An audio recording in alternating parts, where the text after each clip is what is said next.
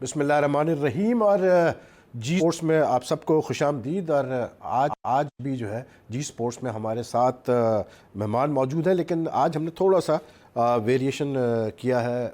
जो मेहमान हमने आज इनवाइट किए, क्योंकि क्रिकेट भी चल रही है, हॉकी भी चल रही है और दूसरे खेल भी चल रहे हैं, तो हमने कहा क्यों ना हॉकी और क्रिकेट पे आज गुफ्तगू की जाए। और इस सिलसिले में हमने जिन गेस्ट को आज इनवाइट किया है, हमारे साथ पाकिस्तान के साबिक गोलकीपर और एक बड़ा नाम पाकिस्तान हॉकी का, 2010 में जब पाकिस्तान ने आखिरी दफ़ा एशियन गेम्स गोल्ड मेडल जीता था ग्वांगझू में, तो वो गोलकीपर थे इस टूर्नामेंट में। और अब ख़ुद भी जो है प्रोफेशनल कोचिंग कर रहे हैं जापान की टीम की। और मैं बात कर रहा हूँ सलमान अकबर की। सलमान अकबर हमारे साथ मौजूद है, जो कि हॉकी पे हम इनसे बात करेंगे और स्पोर्ट्स पे हम इनसे बात करेंगे। और साथ ही में हमने दावत दी है आज सीनियर स्पोर्ट जर्नलिस्ट और एक बहुत सभी जानते हैं इनको अच्छी तरह से, क्रिकेट जो भी कवर करता है या फॉलो करता है वो शाहिद हाशमी के नाम से खूबी वाकिफ़ है। और शायद बहुत बहुत शुक्रिया आपका कि आपने जो है आज टाइम दिया और हमारे शो में आप तशरीफ़ लाए। My honour. शुरू में करूँगा कुछ क्रिकेट से ही, क्योंकि आज पहला टेस्ट स्टार्ट हुआ सेंचुरियन पे। और जो पोजीशन है पहले खेल के बाद, पहले दिन के खेल के बाद 15 विकेटें गिर चुकी है और कुछ कह नहीं सकते कौन सी टीम, किस टीम का पल्ला मतलब भारी है। वही 75% सेंचुरियन में टेस्ट मैचेस वो टीमें जीतती हैं जो पहले बैटिंग करती हैं। और यहाँ पे अगर कल पाकिस्तान को अर्ली विकेट्स मिल गई, डिकॉक, बोवुमा, दो ही बैट्समैन हैं रिकग्नाइज्ड, और अगर पाकिस्तान ने 20-25 रन की लीड भी ले ली या उनको 20-25 से ज़्यादा रन की लीड ना लेने दी और फिर सेकेंड इनिंग में 180-200 कर लिए, तो पाकिस्तान की अच्छी। ये मैच का समरी है। शायद अभी भी 54 रन से जो है साउथ अफ्रीका पीछे है, क्योंकि पाकिस्तान ने 181 किए और सिर्फ 47 ओवर्स बैटिंग की। बाबर आजम 71 और अजहर अली ने 36 किए, हसन अली ने 21 नॉट आउट किए। डी ओलिवियर जिसका डेब्यू था आज, 6 विकेटें वो ले गए 37 रन पे, और रबाडा ने 3 ली, लेकिन डेल स्टेन 1 विकेट ली। लेकिन वो 1 विकेट की वजह से डेल स्टेन इस पर साउथ अफ्रीका में सबसे हाईएस्ट टेस्ट विकेट टेकर हो गए। उन्होंने जो है शॉन पोलक का रिकॉर्ड क्रॉस के लिए 418 कितने 421 विकेट हो गई उनकी। फिर साउथ अफ्रीका 36 ओवर में 127 में 5 है। बबूमा जो है अभी खेल रहे हैं 38 नॉट आउट पे। डिब्रून ने किए 29 और एल्गर 22। और बबूमा के साथ नाइट वॉचमैन भेजा था डेल स्टेन को। तो अभी डिकॉक ने आना है, क्विंटन डिकॉक ने आना है। अच्छे बैट्समैन है, तो देखते हैं वो कैसे बैटिंग करते हैं। लेकिन आमिर और शाहीन शाह अफरीदी ने 2 विकेटें हासिल की और हसन अली ने 1 विकेट हासिल की। अब शायद अगर हम इस टेस्ट को देखें तो थोड़ा सा ये आज मतलब आपको ये फील आई कि शायद पाकिस्तान थोड़ी मतलब जल्दबाजी हुई, अपने पार्टनरशिप्स नहीं डेवलप किए। बिल्कुल, ये विकेट ऐसी विकेट है कि फर्स्ट सेशन आपने सरवाइव करना होता है। जब भी ऐसी तेज़ विकेट होती है, पर्थ में हमने देखा ऑस्ट्रेलिया और इंडिया का जो मैच हुआ पिछला, इसी तरह ये सेंचुरियन की भी पिच थी। फर्स्ट सेशन पाकिस्तान सरवाइव नहीं कर सका, टॉप ऑर्डर उड़ गया, 4 विकेटें हमारी 76 पे गिर गई थी पहले सेशन में।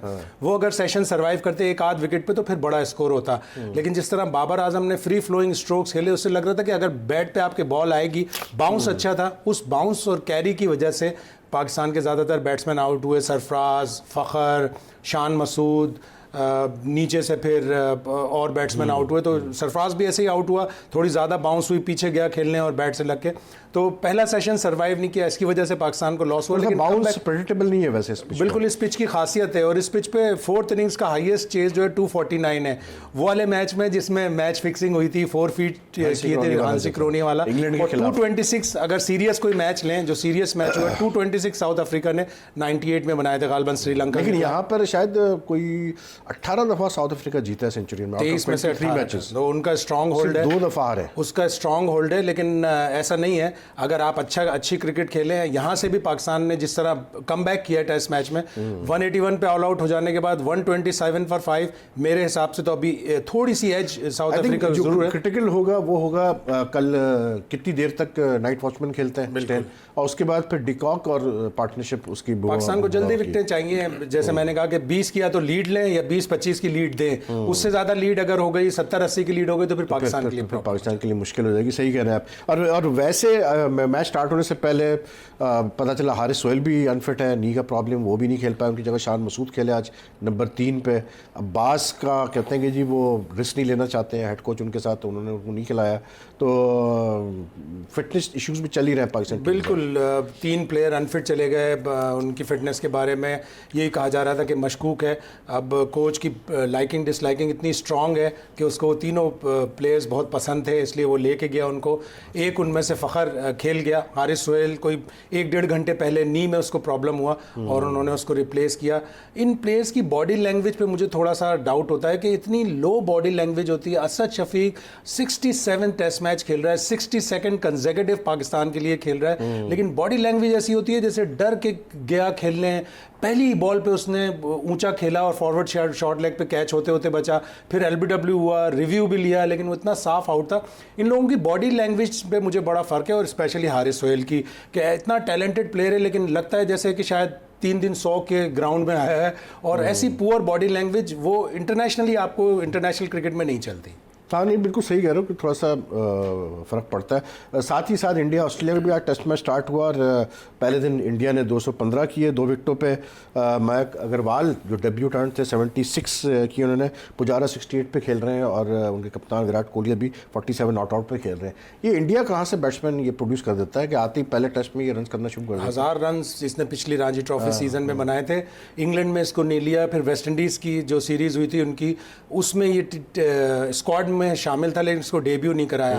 जब राहुल और मुरली विजय से थक गए और इतना बड़ा डिसीजन लिया कि दोनों ओपनर्स को एकदम से बाहर करके मयंक अग्रवाल को लेके आए। हालांकि वो पृथ्वी शॉ को भी लेके गए थे लेकिन वो इंजर्ड हो गया, बाहर हो गया। अब मयंक अग्रवाल ने आज बड़ी कॉन्फिडेंट इनिंग्स खेली। मैं तो सुबह उठ के देख रहा था मैच, तो इतना कॉन्फिडेंस है, वो भी ऑस्ट्रेलिया में। और इंडिया की तारीख में सिर्फ ये दूसरा बैट्समैन है जिसको डेब्यू ऑस्ट्रेलिया में कराया। पिछला डेब्यू राहुल का था 2014 में। लेकिन उसने बड़ी अच्छी इनिंग्स खेली। साथ साथ विहारी को उन्होंने ऊपर भेजा था, उसने भी नई बॉल खराब करके 66 उसने बॉल्स खेली, सिर्फ 8 रन बनाए। लेकिन कोहली और पुजारा के लिए उसने स्टेज सेट कर दिया।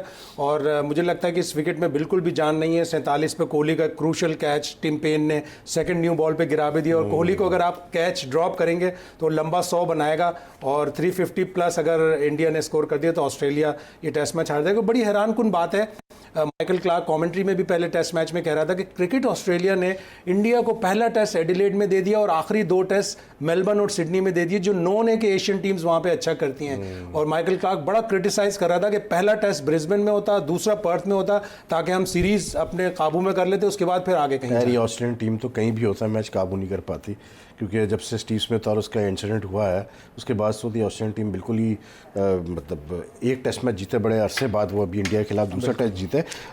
सलमान क्रिकेट फॉलो करते हैं जी? तो ज़्यादा जोर सारा हॉकी पता है आपने। पाकिस्तान हॉकी के साथ मतलब कोई नाराज़गी है कि आप मतलब 13-12 साल आप खेले पाकिस्तान की टीम की तरफ से, 2001 से 2013 तक आप खेले, एशियन गेम्स गोल्ड मेडलिस्ट आप रहे, और आपने फिर मतलब हॉलैंड में सेटल हो गया। आप वहीं प्रोफेशनल कोचिंग करते हैं गोलकीपिंग की। जापान की टीम के साथ इस वक्त आप मतलब गोलकीपिंग कोच है और उनको चैंपियन भी बना दिया आपने एशिया के। तो पाकिस्तान हॉकी से कोई शिकायत है क्या है? पाकिस्तान नहीं भाई शिकायत नहीं है। देखिए मैं पहले भी कह चुका हूँ कि मैं गले में तख्ती लटका के नहीं फिर सकता कि आप मुझे रखें, मैं सर्विसेज देना चाहता हूँ। अगर मुझे जापान ने बुलाया तो मैंने नहीं उनको कहा। सारी वर्ल्ड हॉकी को पता है मैं कहाँ पे हूँ, मैं क्या काम कर रहा हूँ और मेरा करियर क्या है, मेरा एक्सपीरियंस क्या है। तो उन्होंने मुझे खुद अप्रोच किया, तो मैंने तो कभी किसी को नहीं रोका। पाकिस्तान बिल्कुल करे, मेरा मुल्क है, उसकी वजह से हूँ मैं जहाँ आज हूँ। जो भी मेरा नाम है अल्हम्दुलिल्लाह पाकिस्तान की वजह से है। तो मेरा बिल्कुल दिल करता है कि मुझे एक अच्छे एटमॉस्फेयर में, एक प्रोफेशनल एटमॉस्फेयर में अगर अपॉर्चुनिटी मिले तो मैं अपनी कंट्री को दोबारा इस रोल में भी बड़ी खुशी से सर्व। लेकिन आपने बीच में किए तो हैं कैंप्स पर, आपने लगाए थे कुछ? जी बिल्कुल भाई, कराची में आज से 2-3 साल पहले आई थिंक मैं लगा था गोलकीपिंग कैंप। तो फिर क्या हुआ उसका? वो एक 1-1.5 हफ्ते का कैंप था, उसका कोई फॉलोअप नहीं हुआ। हालांकि जब बात शुरू हुई थी तो मैंने ये कहा था कि इसका फॉलोअप जरूर रखना है। तो ये इस तरह नहीं होना चाहिए कि आप एक शो प्रेजेंट करें कि जी हमने एक गोलकीपिंग का कैंप लगा दिया, सलमान अकबर ने आगे ट्रेनिंग करा दी है, इससे आपको फ्यूचर मिल जाएगा। उसका कोई फॉलोअप नहीं हुआ। वो जो वहाँ पे मैंने ट्रेनर्स भी ट्रेन किए थे एक्चुअली, और गोलकीपर्स वो आज कहीं पे नहीं नजर आते, वो ट्रेनर्स कहीं नजर नहीं आते आपको डोमेस्टिक लेवल पे कहीं पे भी। लेकिन सलमान आपका रिलेशनशिप कैसी है इस पाकिस्तान हॉकी फेडरेशन से? मतलब इस वक्त जो खालिद खोकर है या शबाज है, कैसी इनकी आपकी रिलेशनशिप में से ऐसी है कि you would be willing to work for Pakistan अगर आपको कहा जाए? नहीं बिल्कुल, मैं तो ओपनली कहता हूँ, अगर मैंने पहले कहा कि अगर आप मुझे एक एटमॉस्फेयर प्रोफेशनल देंगे मैं क्यों नहीं काम करूंगा, मेरा कंट्री है, मैं तो प्राउडली सबसे बड़ा क्वेश्चन मार्क तो यही आपने मैं तो प्राउडली प्रोफेशनल बिल्कुल नहीं, मेरा रिलेशन देखे, मैं जब खेलता भी था वही भाई, तो मेरा ऑफिस की तरफ कभी ध्यान ही नहीं होता था, मेरा ध्यान सारा ग्राउंड में होता था। अब भी अगर मैं इस फील्ड में आया हूँ तो मेरा अभी भी ध्यान सारा अपने काम पे है, जो मुझे अल्लाह ने अपॉर्चुनिटी दिया, जापान की इंटरनेशनल टीम है, मैं उनको फॉलो अप में हूँ, जो मेरी एकेडमी हॉलैंड में है, एक बच्चे को मैंने उनकी रिपोर्ट कार्ड्स हर चीज़ क्लब को डिलीवर करनी होती है, उन्होंने परफॉर्म करना होता है, तो मेरा सारा फोकस वहाँ पे है। ये इन्होंने जब भी रब्ता किया है, मैं जब लीग भी खेलता था, जब भी पाकिस्तान ने बुलाया, मैं एवरी टाइम वापस आया और अपने कंट्री को रिप्रेजेंट किया। अगर ये इस तरह के कोई रूमर्स फैलने तो मैं ना कभी मैंने इनको गौर किया और ना मैं इनको कोई अहमियत देता हूं। वैसे मैं ये बता दूं, सलमान का आज जो सलमान ने कैप पहनी हुई है, ये मतलब बड़े लकी रहे। इनका अभी कोई 2 हफ्ते पहले बड़ा एक टेरेबल किस्म का एक्सीडेंट हुआ गाड़ी में, और अल्लाह ताला ने बड़ा करम किया कि मतलब इनकी बचत हो गई और ज़्यादा इनको चोट नहीं आई, लेकिन उसकी वजह से जो है इनको जो है ये मतलब इस लिए में आना पड़ा। Thank you. लेकिन सलमान जो सॉरी जो पाकिस्तान टीम की इस वक्त जो परफॉर्मेंस है और पाकिस्तान टीम का जो हशर हो रहा है, हॉकी का जो जिस तरह से हाल हो रहा है, इससे क्या रीज़न क्या है, आपको क्या नज़र आता है? अनप्रोफेशनलिज्म मतलब कोई? बिल्कुल वही भाई, ये एक्सपेक्टेड था। मैं तो बल्कि कहूँगा कि ये जो अब पाकिस्तान की हालत हुई है थोड़ी सी लेट हुई है, ये पहले हो जानी चाहिए, क्योंकि जिस तरह की आप अगर पिछले 10 साल उठा लें, मैं पूरी हिस्ट्री नहीं कंट्री की उठाता, आप देखें कौन रन करते रहे पाकिस्तान हॉकी को, ये ओलंपियंस और ये हमारे सारे हॉकी वाले। अब आप देखें कि अब हम 13वें नंबर पे 12वें नंबर पे हैं वर्ल्ड पे, तो ये हॉकी वालों ने ही हॉकी वालों का हॉकी का ये हाल किया है। कोई प्रोफेशनलिज्म नहीं, आप अपना डोमेस्टिक स्ट्रक्चर उठा के देख लें। मैं ये कहता हूँ कि हमारे पाकिस्तान में ये सिस्टम है, सिलेक्शन कमेटी बनती है, उनकी जॉब डिस्क्रिप्शन क्या है, कभी इनसे पूछें तो सही। आपके जो चीफ सिलेक्टर हैं, जब ट्रेनिंग कैंप लगते हैं या ट्रायल्स होते हैं, 2 दिन आपको वो आप देखते हैं, उनको टीवी पे टीम अनाउंस करते हैं, दैट्स इट। वो कहाँ जाते हैं, कहाँ सिलेक्शन करते हैं, क्राइटेरिया क्या है, सबसे बड़ा मसला ये है ना, प्रोसेस ही शायद यहाँ पर जो सबसे बड़ी शिकायत है वो यही रही है कि जो हमारे फॉर्मर ओलंपियंस हैं, ये बस तैयार रहते हैं कि कोई पोस्ट मिल जाए, और without reaching any agreement, written agreement with the PHF, they agree to become the coach. अभी हमने देखा कि तौकीर डार गए, वापस आए, रिज़ाइन कर दिया, दानिश कलीम गए, वापस आए, रिज़ाइन कर दिया। तो रिज़ाइन से तो कोई हल का मसला नहीं है, लेकिन मतलब कोई एक तरीके से ये नहीं कि हमें 2 साल के लिए टीम दो या 3 साल के लिए टीम दो, ऐसा कोई सिलसिला नहीं है। मैं तो यही कहूँगा कि घर को आग लग गई घर के चिराग से, तो हॉकी वालों ने ही हॉकी को सबसे ज़्यादा नुकसान पहुँचाया। अच्छा, शायद मैं थोड़ा सा इंटर करूँगा, हमारे शो के पहले कॉलर ने हमें ज्वाइन किया, समद साहब है शेखपुरा से। जी समद, क्या पूछेंगे आप हमारे गेस्ट से? जी सर, मैं पूछना चाहता हूँ, ये क्रिकेट के बारे में जी पूछिए। जी सर, मैं ये कहना चाह रहा हूँ, हमारी पाकिस्तान टीम जो है दुबई में न्यूजीलैंड से सीरीज आ गई है और आज साउथ अफ्रीका के साथ इनका ये हाल है, मुझे समझ नहीं आ रही है, यानी कि आखिर करना क्या चाहते हैं? बिल्कुल देखें, न्यूजीलैंड में आप 2 रन हार गए, यूएई में आप साउथ अफ्रीका के साथ आज 181 रन पे आउट हो गए हैं। ये टीम कर क्या रही है आखिरकार? ठीक है समझ, ठीक है, हम बिल्कुल पूछते हैं, शायद को इसीलिए हमने यहाँ बुलाया है। और शायद जो थोड़ा सा हॉकी की जो बात कर रहे थे कि ये एक बड़ा इशू है हमारे वहाँ के, मतलब जो हमारे फॉर्मर ओलंपियंस है ये तैयार रहते हैं बस पोस्टों के लिए, लेकिन ये कि कोई प्रॉपर एग्रीमेंट नहीं होता है, कोई प्रॉपर प्रोफेशनलिज्म नहीं है। PHF का जब दिल चाहता है वो चेंज कर देते हैं। बड़ी वही तो ओवरहॉलिंग की ज़रूरत है। आपने तो इतनी हॉकी कवर की है, मैंने आपके मुकाबले में शायद 1/4 भी कवर नहीं की। बड़ी ओवरहॉलिंग की ज़रूरत है। मैं देख रहा था फैक्ट्स एंड फिगर्स, 2006 का जो वर्ल्ड कप था उसमें south Korea last Asian team थी जो सेमीफाइनल खेली है।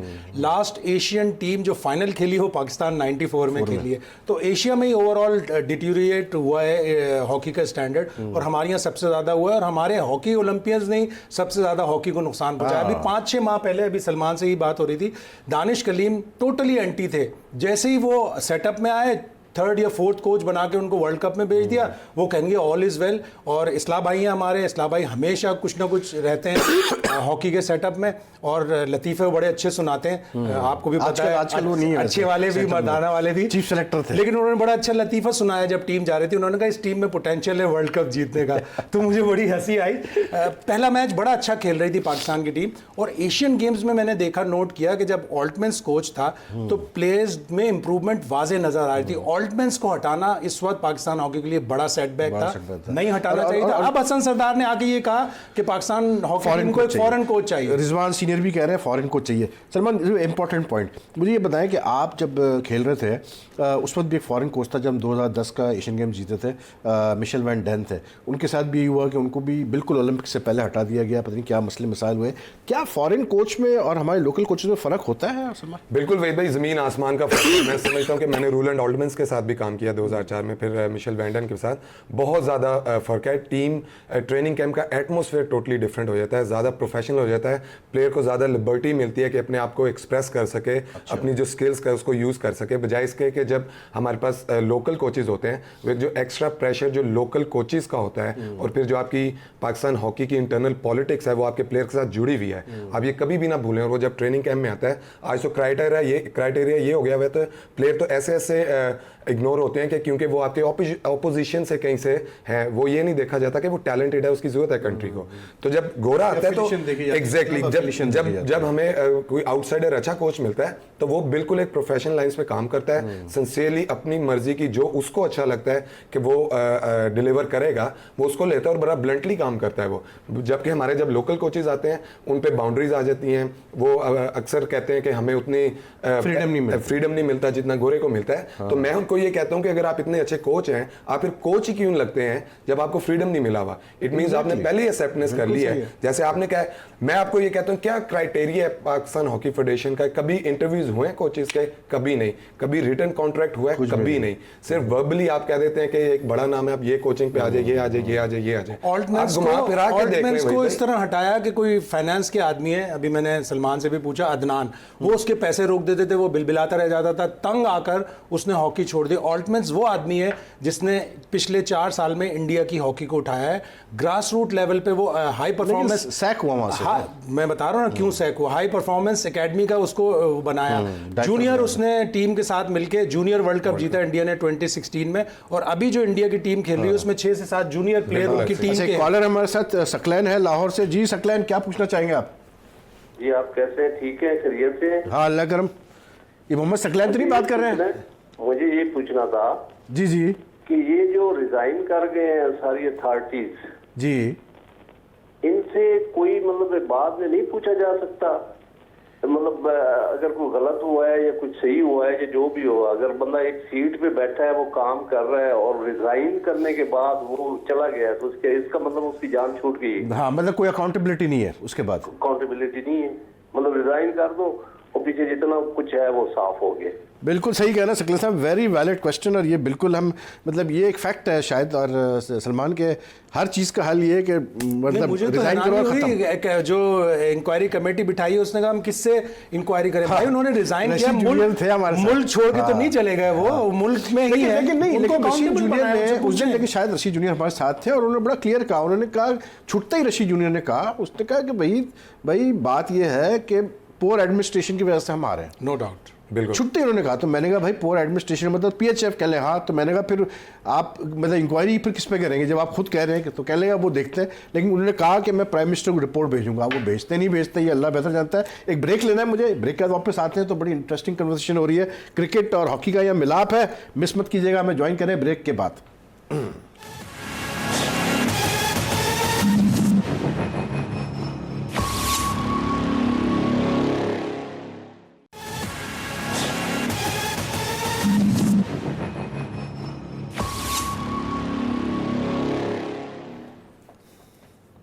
वेलकम बैक जी न्यूज़ पे आप देख रहे हैं जी स्पोर्ट्स, और आज बात हो रही है हॉकी और क्रिकेट की। और जो कॉलर आए थे शायद सलमान ब्रेक से पहले, ये जो कह रहे हैं कि मतलब लोग चले जाते हैं और कोई अकाउंटेबिलिटी नहीं होती इनकी, तो अकाउंटेबिलिटी कैसी लाया जाए फिर? ये तो पिछले 1 साल अगर हम देखें, लास्ट जो लंदन में वर्ल्ड हॉकी लीग हुई थी उसके बाद से कोई 4 दफ़ा टीम मैनेजमेंट चेंज हुई है पाकिस्तान हॉकी टीम की बिफोर द वर्ल्ड कप। बिल्कुल वही भाई, मैं समझता हूँ कि ये एक फैशन, एक प्रैक्टिस नॉर्मल बन गई हुई है पाकिस्तान हॉकी की, कि जो भी आता है एक डिजास्टर करता है, रिजाइन दे देता है और समझता है मेरी रिस्पॉन्सिबिलिटी पूरी हो गई है।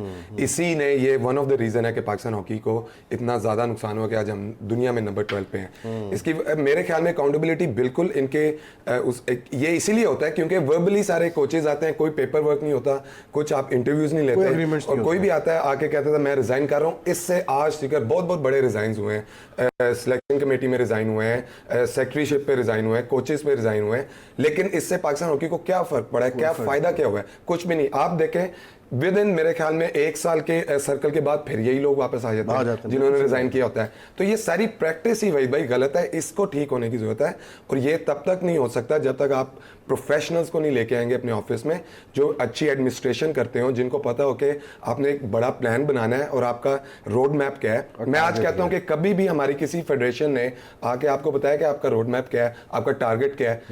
Each and every single tournament, एक इन्विटेशनल टूर्नामेंट की परफॉर्मेंस पे आप अपनी नेशनल टीम का कोचिंग स्टाफ चेंज कर देते हैं। इट मींस कि ये आपका विजन है, ये आपका व्यू है, आप इस तरह से पाकिस्तान हॉकी ठीक करना चाहते हैं।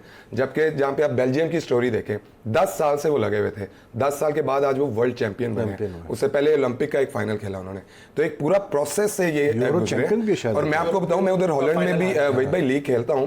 आज जो हॉलैंड में टीम में लड़के हैं, ये जब मैं वहां पे खेलता था अपने क्लब की जूनियर टीम में होते थे ये, और एक हफ्ते में एक दफा सीनियर टीम के और आज वो देखें वो लेजेंड्स बने हुए हैं। One more caller with us, Ghulam Ansari Karachi, इनको भी ले लेते हैं, फिर उसके बाद आपसे मतलब अनइंटरप्टेड बात। जी अंसारी साहब, क्या पूछना चाहेंगे आप शाहिद और सलमान से? पहली बात तो ये है कि अभी आपका प्रोग्राम देख रहा था, थोड़ी बहुत स्पोर्ट्स के बारे में नॉलेज रखता हूँ कि आपके जितने भी ओलंपियन हैं शुरू से लेकर आखिर तक जो रिटायर हो गए, जी जी, तो वो अभी तक जो भी आता है मैं जाकर हॉकी को सही कर दूंगा, मैं हॉकी को सही कर दूंगा, उनको हॉकी सिर्फ खेली है उन्होंने, मानते हैं, मगर हॉकी का बेड़ा गर्क उससे ज्यादा किया है। उनको इतना नहीं पता कि फिजिकल फिटनेस कितनी होती है। मैं इस पे ये बच्चों को अपना खिलाते हैं, फिर उसके बाद बोलते हैं जाकर आप रूह अफ़ज़ा और वो पी लें, अपना नींबू पानी पी लें। उससे बच्चे क्या खेलेंगे? उनका ग्लूकोज लेवल इतना हाई हो जाता है, फिर एकदम डाउन हो जाता है। ये आपके ओलंपियन हैं, आज तक 8 साल से तो मैं खुद इनको देख रहा हूँ कि वो कर क्या रहे हैं वो लोग, कि ये बच्चों के साथ कितना जुल्म कर रहे हैं। इनको बोल रहे हैं कि फिजिकल फिटनेस कर रहे हैं बच्चों को, ये हंसते हैं उन बच्चों पे और लोगों पे हंसते हैं कि फिजिकल फिटनेस क्यों कर रहे हैं जनाब अमम से। ठीक है अंसारी साहब, thank you very much for your input. और अंसारी साहब को भी शिकायत फॉर्म ओलंपियन, सबको शायद फॉर्म ओलंपियन से शिकायत चल रही है, लेकिन जो सलमान जो बात कर रहा है शायद दैट्स अ फैक्ट। लेकिन जो अकाउंटेबिलिटी हम बात कर रहे हैं, कोई ऐसा सिस्टम नहीं होना चाहिए शायद कि if someone agrees to take up coaching assignment और बिकम अ सेलेक्टर, ठीक है वो ऑनरी जॉब कर रहा है, वो मतलब पे नहीं लेता, जो कि मुझे नहीं समझ में आता क्यों नहीं लेता, प्रोफेशनल काम है तो आप करें। लेकिन क्या कोई ऐसा एक पीएसएफ के कॉन्स्टिट्यूशन में कोई चीज़ डाली जा सकती है कि भाई जो आदमी एक दफ़ा कोच बनेगा, मैनेजर बनेगा या चीफ सेक्रेटरी बनेगा या सेक्रेटरी बने, जो भी बनेगा, अगर वो अपने दौर में डिलीवर नहीं कर पाए, then he will not be considered for that post again for the next 5 years. For the next 5 years, then he should be on the sidelines. बिल्कुल होना चाहिए, ऐसा होना चाहिए, बिल्कुल होना चाहिए, अकाउंटेबिलिटी होनी चाहिए। जैसे सलमान ने कहा कि रोड मैप देना चाहिए, हाँ, फिर आना भी नहीं चाहेंगे, फिर थोड़ा जब अकाउंटेबिलिटी शायद सलमान वगैरह लोगों को चांस मिल जाएगा। लेकिन ओवरऑलिंग की ज़रूरत है, बहुत सीरियस ओवरऑलिंग की ज़रूरत है। ये फेडरेशन चेंज करें, नई गवर्नमेंट आई है, अपने लोग लेके आए, चाहे कोई भी लेके आए, नए लेके आए, 3 साल का टेन्योर दें उन्हें रोड मैप दें, उन्हें टारगेट दें, और एक फॉरेन कोच लेके आए। फॉरेन कोच मस्ट है, लेकिन foreign coach grass root level से लेके आए ताकि वो नीचे से फॉरेन कोच को भी लाए तो इस गारंटी के साथ लाए ना कि उसका अगले 4 साल का प्लान हो या 3 साल का प्लान हो। अभी you are with Japan I think ना सलमान, अब जापान का नेक्स्ट टारगेट क्या है? बिल्कुल 2020 ओलंपिक्स में उनका मेडल वो होस्ट कर रहे हैं, टोक्यो में है शायद ओलंपिक्स, तो अभी से उसी पे काम हो रहा है। उन्होंने 1.5 साल से पहले तैयारी शुरू कर दी हुई है और उसी लाइन पे वो काम कर रहे हैं। वुमेन्स और जेंट्स दोनों ने क्वालीफाई किया, दोनों टीमों ने। दूसरा वे ये जो कोचिंग वाला जो अकाउंटेबिलिटी, आपने क्या वैसे ऐसे चीजें बताई हैं कि हमारे लिए बहुत भारी पड़ गया जापान। मतलब पिछले हम हार ही जा रहे हैं उनसे, इंडिया को भी हराया उन्होंने। बिल्कुल नहीं, मैंने जो मेरे एक्सपीरियंस था, जो मेरा नॉलेज था, मैंने कोशिश की ज़्यादा से ज़्यादा उनको मैं डिलीवर कर सकूं। एक अच्छे प्रोफेशनल वे में मैंने काम किया, मेहनत की, अल्लाह पाक ने उसका रिजल्ट दिया, दैट्स इट। ऐसी मेरे हाथ में भी कुछ ज़्यादा respect you as a coach. जी बिल्कुल रिस्पेक्ट और एक अच्छा रिस्पेक्ट टू योर ओपिनियन। और बिल्कुल वो मैंने सुना है कि आपने जब यहाँ पर कैंप लगाया उसके बाद आप जब चले गए 2 हफ्ते बाद, तो जो कुछ आपने बताया था सारा उल्टा उसका बिल्कुल खत्म। नईम साहब थे पीआई के, पता नहीं कौन थे, गोलकीपिंग कोच थे, उन्होंने सारा जो उल्टा उसका रिवर्स कर दिया जी साहब। बिल्कुल, आप- पता नहीं कौन था, मुझे तो शायद नाम भी नहीं पता, लेकिन मैं यहाँ पे ये कहता हूँ कि आपने एक अच्छा इनिशिएटिव लिया, एक अच्छा आपने चीज़ इंट्रोड्यूस कराई। पाकिस्तान में गोलकीपिंग पे कोई काम नहीं होता। अब मैं पाकिस्तान आया हूँ, मैं कराची आके इधर गोलकीपर्स को ट्रेनिंग करवा रहा हूँ, पंजाब में भी करवा रहा हूँ खुद वॉलंटियरली। मुझे कोई जरूरत नहीं है कि क्योंकि मैं मुल्क में आया हूँ मैं क्यों ना काम करूँ, लेकिन आप एक सेटअप बनाते हैं, उसकी कंटिन्यूटी रखें। आप जैसे कोचिंग की बात हो रही थी, ये जितने भी कोच हैं वहीद भाई, ये आज इन्होंने रिजाइन किया है। फॉर लेटेस्ट एग्जांपल मैं दे रहा हूँ, मुझे उनसे पर्सनल कोई, मैं उनकी कोचिंग उस पर नहीं बात कर रहा। आप ये देखें, इन्होंने रिजाइन दे दिया, ठीक है, ये घर चले गए, इनके ख्याल में ये हल था इस चीज का, ये घर चले गए, ये अपनी इनकी कोचिंग प्रैक्टिस क्या है, ये कहाँ जाते हैं, ये क्या कोचिंग करते हैं। एक छोटी सी एग्जांपल देता हूँ, आज से मेरे ख्याल में वर्ल्ड हॉकी लीग की बात है, जब हनीफ भाई और ख्वाजा जुनैद साहब कोच थे। अहमद आलम इतने जबरदस्त टॉप के गोलकीपर, बड़ी सर्विसेज पाकिस्तान के लिए। उस टाइम पे मुझे याद है 3 साल पहले से वहीद भाई दमन या पता नहीं उधर कहीं ड्यूटी करते पीआई की, ये सेटअप आया, उनके कनेक्शन थे, ये पाकिस्तान वापस आए, वहीद भाई डायरेक्टली पाकिस्तान नेशनल टीम के गोलकीपर कोच लगे। अहमद आलम, और 3 साल और पिछले 3 साल से वो अपनी जॉब कर रहे हैं पीआईए की। तो वो क्या कोचिंग प्रैक्टिस है कि वो आके आपके गोलकीपर्स को क्या वो बता सकते हैं। हालांकि मुझे उनकी प्लेयरी पे और वो बड़े, मैंने उनसे बड़ा कुछ सीखा है, बट ये प्रैक्टिस करने की जरूरत है। अब जैसे रियान बट लेटेस्ट कितना कोच आपका वर्ल्ड कप का, ठीक है, रिजाइन कर दिया, अब क्या कर रहा है वो, क्या कोचिंग की उसकी क्या प्रैक्टिस है, क्या क्राइटेरिया था कि आप ऐसे मॉडर्न डे हॉकी में गोलकीपर का रोल तो बहुत इंपॉर्टेंट हो गया है। बिल्कुल, बहुत ही। आप बड़ी बड़ी टीमें देख लें, अपनी टॉप 5 टीमें देख लें, आप उनकी गोलकीपर्स की परफॉर्मेंस देख लें, वही टॉप 5 टीमों की नॉमिनीज होती है बेस्ट गोलकीपर साल के। बेल्जियम जो जीता है, बेल्जियम का आप देख लें, बेस्ट गोलकीपर पिछले साल बना है। आपका डच गोलकीपर वर्ल्ड कप का बेस्ट गोलकीपर बना है। तो ये उनके एक प्रॉपर एक डिफरेंट डिपार्टमेंट है वही भाई, इतना ज्यादा ये इन्वेस्ट करते हैं उधर। अब मेरे जैसा बंदा, मैं हॉलैंड में जो अकेडमी चला रहा हूँ, वो क्या कर रहा हूँ, बेसिकली वो मेरी सर्विसेज ले रहे हैं, मेरा एक्सपीरियंस वो ले रहे हैं। मसला ये है ना सलमान, के वहाँ पर पैसा लगाया जाता ना, यहाँ तो पैसा कोई लगाने को तैयार ही नहीं हॉकी पे, और फिर जो गवर्नमेंट ग्रांट्स दे भी रही है उसका भी नहीं पता चलता कि क्या इस्तेमाल हो रहा है, क्या हो रहा है। बिल्कुल, ये हर वक्त हम रोना ही रोते ये रोना ही रो रहे देते हैं। मुझे याद है जब अगर मैं एज अ प्लेयर देखूं, जब ब्रिगेडियर मुशर्रफ साहब की, जनरल अजीज साहब प्रेसिडेंट थे, ब्रिगेडियर मुशर्रफ साहब सेक्रेटरी थे, भाई मेरे ख्याल में वो जो टेन्योर था पाकिस्तान हॉकी का, बड़ा एक स्टेबल टेन्योर था, प्लेयर्स वेल सेटल थे, उनको बड़ा उनका ख्याल रखा जाता था। पाकिस्तान में हॉकी स्टेबल नजर आती थी, इंटरनेशनल इवेंट्स हो रहे थे, हर चीज़ हो रही थी, मार्केटिंग डिपार्टमेंट एक बड़ा प्रोफेशनल बैठा हुआ था। उसके बाद से डिक्लाइन आया है, उसके बाद से फिर दोबारा से हॉकी वाले आए अंदर और उन्होंने कोई काम नहीं किया, किसी ने डोमेस्टिक। आप आज मुझे भाई बता दें, कोई बंदा पाकिस्तान में हॉकी खेलने चाहता है और उसके पास क्या प्लेटफॉर्म है कि वो नेशनल या अंडर 16 के कैंप तक वो कैसे जाए, आप मुझे खुद बताएं। लेकिन शायद अगर मैं आऊँ थोड़ा सा क्रिकेट की तरफ, तो चले, हॉकी तो बहुत डिसऑर्गेनाइज है, इसमें कोई शक नहीं, क्रिकेट तो बहुत ऑर्गेनाइज्ड है। क्रिकेट में तो मतलब अंडर 16, अंडर 13 हर चीज़ हो रही है, लेकिन उसके बावजूद जो कॉलर ने जैसे कहा कि मतलब what is wrong with our batting, मतलब ठीक है आज मतलब ये टेस्ट ऐसा है, क्लोज टेस्ट हो सकता है, पाकिस्तान जीत भी सकता है, हार भी सकता है, सब कुछ हो सकता है, लेकिन आज एक फीलिंग आई कि मतलब एक जो एक स्टेबिलिटी जो होती है, मतलब एक टेस्ट टीम की जिस तरह बैटिंग करनी चाहिए टेस्ट में, वो चीज़ हमें पाकिस्तान की बैटिंग में नज़र नहीं आके दे रही इतने अरसे से। क्यों, क्या प्रॉब्लम क्या है? मेंटल टफनेस नहीं है, पैनिक कर जाते हैं छोटे छोटे टारगेट पे, और इतने बड़े बड़े प्लेयर्स हैं। अब असद शफीक को आप देख लें, एक छोटी सी मिसाल है असद शफीक के लिए कि जो उसकी अप्रोच है, जो उसकी। अच्छा, शायद एक और कॉलर मेरे साथ आदिल है लाहौर से। जी आदिल साहब, क्या पूछेंगे? जी आदिल साहब, आवाज़ आ रही है आपको? आवाज़ शायद जी जी जी आदिल साहब बोलिए। जी जी आ रही है आवाज़। जी क्या पूछेंगे? जी मैं सिलेक्शन पे बात करना चाह रहा था। जी जी, नो डाउट के बहुत बड़े प्लेयर है, ठीक है, लेकिन वो सिलेक्शन आप देखें, बार बार इमाम को सिलेक्ट कर लेते ठीक है, हालांकि उन्होंने बिल्कुल भी वहाँ पिछले कई टेस्ट से फेल होते आ रहे हैं। ठीक ठीक ठीक ठीक ठीक, okay okay, get your point, समझ गया।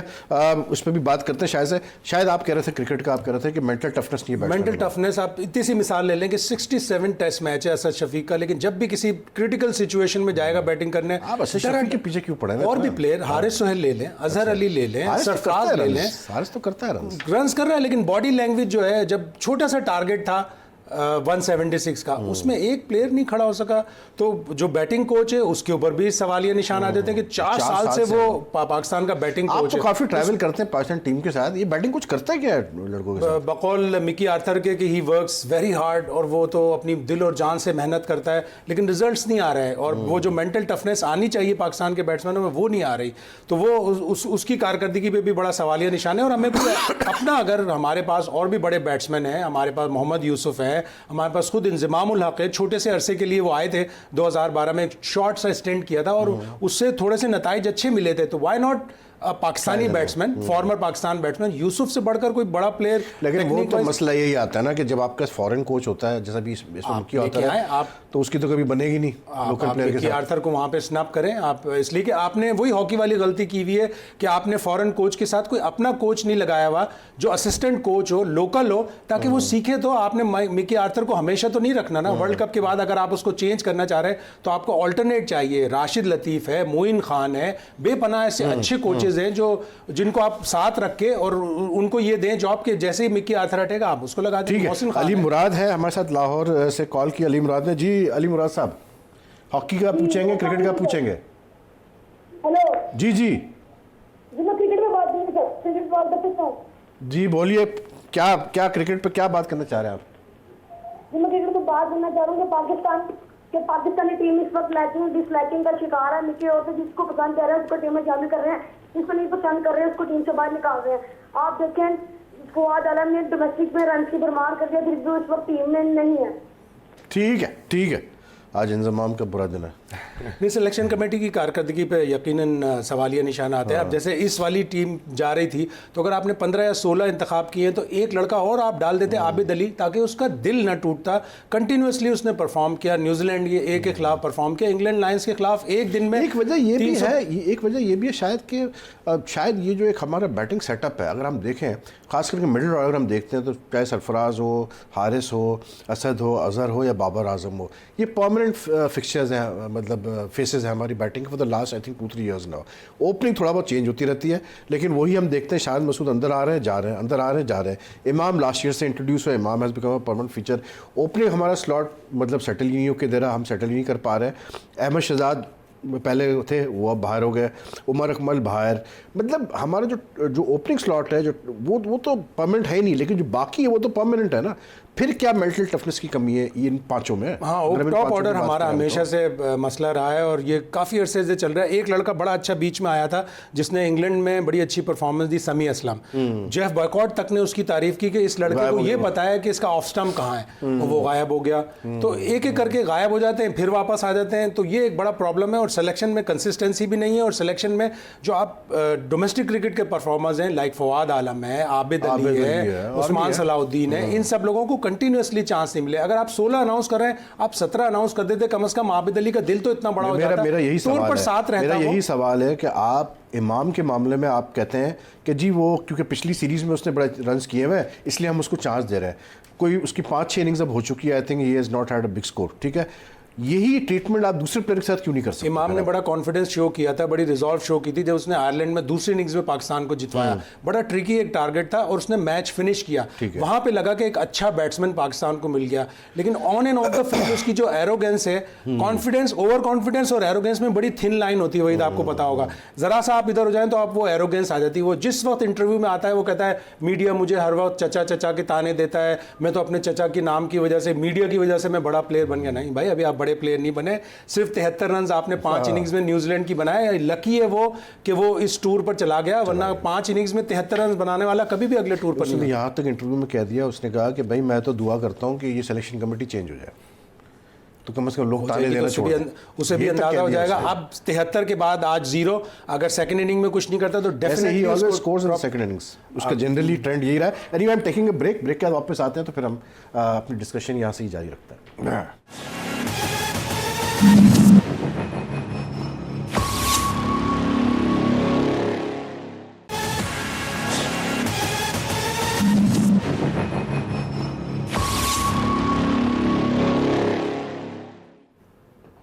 Welcome back. देख रहे हैं आप जी स्पोर्ट्स। सलमान अकबर और शाहिद हाशमी हमारे साथ है। शायद ब्रेक पे जाने से पहले आप कुछ बता रहे थे इमाम का कि थोड़ा सा ही needs to control his arrogance. देखिए, जब अब रन्स नहीं बनेंगे तो वो कॉन्फिडेंस भी लो होगा, फिर एरोगेंस भी कम होगी और फिर मीडिया तनकीद भी करेगा। इमाम चाहे 50 टेस्ट खेल जाए, 100 टेस्ट खेल जाए, 200 वनडे खेल जाए, इंज़माम उल हक का नाम उसके साथ जुड़ा रहेगा। जब वो परफॉर्म नहीं करेगा वो, और उसको बहुत कम लोग उससे अलग करेंगे, इसलिए कि मीडिया और जो फैंस होते हैं वो हमेशा उसके ऊपर यही एक तोहमत लगेगी। तो उसको अपनी बातों से और अपनी ऑन फील्ड एक्टिविटीज़ से प्रूफ करना पड़ेगा कि जो भी उसने क्रिकेट खेली है या खेलेगा वो अपने बलबूते पर खेलेगा। फैसल इकबाल की पूरी उम्र गुजर गई है कहते हुए लोगों से कि भाई मैं अपने बलबूते पे खेला हूँ, मेरे मामू भैया से मैं नहीं खेला हूँ। जहाँ उसकी कारकर्दगी खराब होती थी उसको जावेद में ये तो चलता ही रहेगा, ये हमेशा चलता ही रहेगा। सलमान, एक बड़ा इंटरेस्टिंग एक ऐसी मैं आपसे सवाल करना चाह रहा था। वो हमारे शो में कुछ हफ्ते पहले हनीफ खान वसीम फिरोज़ आए थे, क्योंकि यू आर अ क्वालिफाइड मतलब कोच एंड ऑल। ये वो कह रहे थे कि पता नहीं मतलब कोई हॉकी प्लेयर की परफॉर्मेंस का शादी से और मतलब सिंगल होने से कोई ताल्लुक होता है मतलब? नहीं, वैसे मैं आपको पर्सनली बताऊं, मुझे बड़ी डिसअपॉइंटमेंट हुई थी जब मैंने वो देखा था कि एक इतने बड़े लेजेंड हमारे मीडिया पे बैठ के पाकिस्तान हॉकी के बारे को डिस्कस कर रहे हैं और उन्होंने ये इशू, ये रीजन बताई कि इस वजह से हम परफॉर्म नहीं कर रहे कि शादीशुदा है। हाँ जी, आप अर्जेंटीना को देखें, उसका जो गोलकीपर वर्ल्ड कप खेला वो 39 इयर्स का है। उसके तो शायद बच्चे स्टेडियम में बैठ के अपने अब्बू को खेलते हुए देख रहे हो। तो आप इनका एग्जैक्टली आप ये देखें कि इनका ये इनका विजन है, ये इस तरह से पाकिस्तान हॉकी को देखते हैं कि ये वजूहात हैं, बजाय इसके कि आप ये देखें। अच्छा होता था कि अगर हनीफ भाई कोई ऐसी बात करते कि हमें डोमेस्टिक स्ट्रक्चर पे ये प्लान लेके आने चाहिए, हमें यहाँ पे इन्वेस्ट करना चाहिए, इसके इतने साल बाद हमें ये रिजल्ट मिलेगा, बजाय इसके कि आप ये कहें कि बगैर शादीशुदा वाले लड़के जो हैं आप उनसे ज़्यादा जोर लगवा सकते हैं और शादीशुदा वालों से नहीं।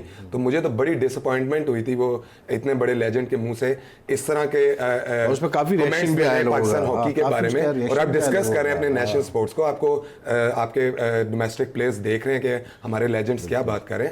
अच्छा होता है कि आप मोहम्मद हफीज ने बल्कि उस पर ट्वीट भी की। बिल्कुल, मैंने भी रिप्लाई किया था भाई, मैं 2010 में अल्हम्दुलिल्लाह हम एशियन गेम्स जीते हैं, आई वाज मैरिड, और मेरी जो पूरे करियर की परफॉर्मेंस है 80% जो मेरी परफॉर्मेंस जो अच्छी अल्लाह ने करवाई है वो मेरी शादी के बाद हुई है। अच्छा। बिल्कुल, मैं ओपनली कहता हूँ, हफीज ने भी यही ट्वीट किया था और मैं उनका थैंक यू करता हूँ कि उन्होंने इस चीज़ को किया, बताया। आप थोड़ा सा हैरान हो गए शायद। यकीनन मैंने वहाँ सुनी बात, और मैंने तो सोशल मीडिया पे देखी वसीम की और हनीफ भाई की बात, तो यकीनन जिस तरह सलमान ने कहा कि बड़ी डिसअपॉइंटमेंट हुई। हॉकी बड़ा अब एक टैक्टिकल गेम हो गया। मुझे अच्छी तरह याद है 2012 में ओलंपिक्स हो रहा था बरतानिया में, तो हम लोग भी वहीं थे, ओलंपिक्स कवर नहीं कर रहे थे, लेकिन हमने देखा कि हॉलैंड ने सेमीफाइनल में बरतानिया को 9-1 हराया। 9-1 उसी डच टीम को जर्मनी ने फाइनल में बकरी करके 2-1 हराया। क्या था, कोच ने सारे टैक्टिक्स चेंज कर दिए, हॉलैंड को पूरी तरह ब्लॉक कर दिया। तो अब हॉकी बड़ा टैक्टिकल गेम हो गया। हिट एंड रन के साथ साथ आपको स्किल भी चाहिए, ड्रिबलिंग भी चाहिए। जो बेल्जियम उसकी ताज़ा तरीन मिसाल है कि पिछले 4-5 साल में उन्होंने अपनी पूरी हॉकी को ओवरहॉल कर लिया, और अब वो ना सिर्फ यूरोपियन चैंपियनशिप के फाइनलिस्ट, ओलंपिक के फाइनलिस्ट और वर्ल्ड चैंपियंस। लेकिन बात हुई ना शायद कि मतलब हॉकी का कोई हमें नजर ही नहीं आ रहा कि क्या मतलब कहाँ से हम स्टार्ट करें, एक नया आगाज़ करें। बिल्कुल नीचे से मसला ये है सलमान के, आपका सेक्रेटरी, आपका प्रेसिडेंट, आपके जो यही हसन सरदार ने मेरे ही शो में बैठ के जियो पे कहा था कि 4 साल तक कुछ नहीं होता इस टीम का, ये उनके वर्ड्स थे। यही चीज़ शहबाज कहते आ रहे हैं, यही चीज़ खोखर से कह रहे हैं। तो भाई मेरा सवाल मैं सिर्फ ये पूछना चाह रहा हूँ कि अगर आप लोग कन्विंस्ड है कि 4 साल से पहले कुछ नहीं हो सकता, तो आप लोग क्यों फिर एक्सेप्ट कर रहे हो पोस्ट? बिल्कुल, आप क्यों आते हो? बिल्कुल आप देखेंगे, आप बोल दो कि नहीं कर ये जो एग्जैक्टली मैं यही बात करता हूँ कि इनकी जॉब डिस्क्रिप्शन है, इनकी जो जेडी है पाकिस्तान हॉकी फेडरेशन का सेक्रेटरी, उनका क्या काम है कि पाकिस्तान हॉकी को बैक ऑन ट्रैक लेके आए, बजाय इसके कि आपका सेक्रेटरी आगे अगर ये कह रहा है कि नहीं जी आप 4 साल बाद छोड़ दें, प्लेयर्स में दम नहीं है, प्लेयर्स की वजह से। मैं ये कहता हूँ आपकी जॉब डिस्क्रिप्शन मेरे मुताबिक ये कहती है कि आप काम करें, अपना डोमेस्टिक स्ट्रक्चर इतना स्ट्रांग बनाएं, बिल्कुल आप अपने स्कूलों तक लेके जाएं। आप देखें प्रोफेशनल डायरेक्टर स्पोर्ट्स लगाएं स्कूलों में। आप अच्छा सलमान, डीएसओ हमारा टाइम कम है, मुझे ये बताएं ये जो करंट लॉट है प्लेयर्स की, इनमें वो कैपेसिटी है कि ये कोई बड़ा टूर्नामेंट जीत सकता है? भाई इसमें मैं ये नहीं कहूंगा प्लेयरों में, मैं कहूंगा कि इन्होंने ऐसे प्लेयर प्रोड्यूस ही नहीं किए जिनमें ऐसी कैपेबिलिटी हो। ये प्लेयर्स का कसूर नहीं है। आपके पास जो इस टाइम पाकिस्तान की जो नेशनल टीम है, इसमें no doubt they are the best available in the country. तो आप तो ये बात ही ना करें, आप ये देखें कि वो बेस्ट हैं और उनका क्या लेवल है कि वर्ल्ड कप में एक मैच भी नहीं जीते, 2 गोल किए सिर्फ। तो ये प्लेयर का कसूर नहीं है, ये जो आपका सिस्टम है पूरा जो हॉकी रन कर रहे हैं, ये उनकी प्लानिंग की रिफ्लेक्शन है कि ये उनका प्लान था कि आपका ये रिजल्ट आएगा। बिल्कुल सही कह रहे हैं, बिल्कुल सही कह रहे हैं। और शायद टेस्ट मैच के बारे में क्या आपका कोई अगेन मैं प्रेडिक्शन यही देंगे आप कहूँगा कि हमें? हाँ, अगेन मैं यही कहूँगा कि पाकिस्तान को अर्ली विकेट अगर कल मिल गई और वही कम से कम या तो पाकिस्तान 20-25 की लीड ले या 20-25 से आगे बढ़ने ना दे साउथ अफ्रीका को। फिर सेकंड इनिंग्स में अगर थोड़ी भी अच्छी बैटिंग करके 180-200 बना अच्छा, मैं लिया। आपके ट्वीट्स पढ़ रहा था जिसमें आपने कहा है कि जो रबाडा है उसके 2 पेनल्टीज पॉइंट्स है, उसके एक पेनल्टी पॉइंट why ऑन हुआ not? तो वो बैन हो जाएगा। Why not? तो आप कह रहे हैं कि जी उसको स्लैश उसको जरा मतलब और उकसाओ। क्या ऑस्ट्रेलियंस करते हैं। एक डीमेरिट पॉइंट पे है, उसने T20 में ऑस्ट्रेलिया में क्रिस लिन को सेंड ऑफ किया था, वहीं पे उसको हो जाना चाहिए था, तो वो 2 टेस्ट नहीं खेल पाता। तो अगर आपको ऑफ फील्ड ऐसे बेनिफिट मिलते हैं, लाइटर नोट पे मैंने ये कहा है कि अगर आपको ऐसे मिलते हैं जाते हुए उसको, या आप उस सेटअप की बात कर रहे हैं जिनको ये नहीं पता था अभी एशियन इमर्जिंग नेशन कप में कि जब आप बांग्लादेश से खेल रहे थे आपको ये नहीं पता था कि अगर हम बांग्लादेश से हारते हैं तो फिर जो डिसाइड होगा सेमीफाइनल का इंडिया से वो पॉइंट्स वगैरह पे नहीं होगा, वो आपस में रिजल्ट पर ओवरऑल डिसाइड होगा। हमारे प्लेयर्स का इवॉल्व होना बड़ा ज़रूरी है। बहुत ज़रूरी और अब अल्लाह करे कि ये सेटअप आया है, वसीम खान आ रहे हैं, समी आ रहा है, समी से बात भी हो रही थी कि हमारे प्लेयर्स को इवॉल्व, बाबर आजम वर्ल्ड का बेस्ट बैट्समैन T20 का है, लेकिन 2 जुमले आप नहीं ले सकते उससे कि आप एक अच्छी स्टोरी इंटरनेशनल न्यूज़ एजेंसी पे फाइल करते हैं, 2 जुमले नहीं मिलते। तो इन प्लेयर्स का इवॉल्व होना भी ज़रूरी है, उनको गेम नॉलेज हो कि गेम में हम जाके क्या कर रहे हैं और उनको एक्सप्रेस करना बड़ा ज़रूरी है। आज तो खैर बाबर आजम ने स्टेन के साथ जो किया मज़ा आ गया, बहुत ही शानदार किस्म के आज बाबर आजम ने बैटिंग की, लेकिन वही फिर एक थोड़ा सा जहन में रह गया कि काश यही 71-100 में हो जाता तो कितना अच्छा होता, लेकिन he played brilliantly today, no doubt about it. Salman and Shahid, thank you very much for joining us today on G sports. काश के थोड़ा टाइम हमारे साथ और होता, लेकिन यही हमारा टाइम है। कल आपसे फिर मुलाकात करेंगे जी स्पोर्ट्स में नए गेस्ट और नए इशूज़ के साथ। अपना ख्याल रखिएगा, अल्लाह हाफ़िज़।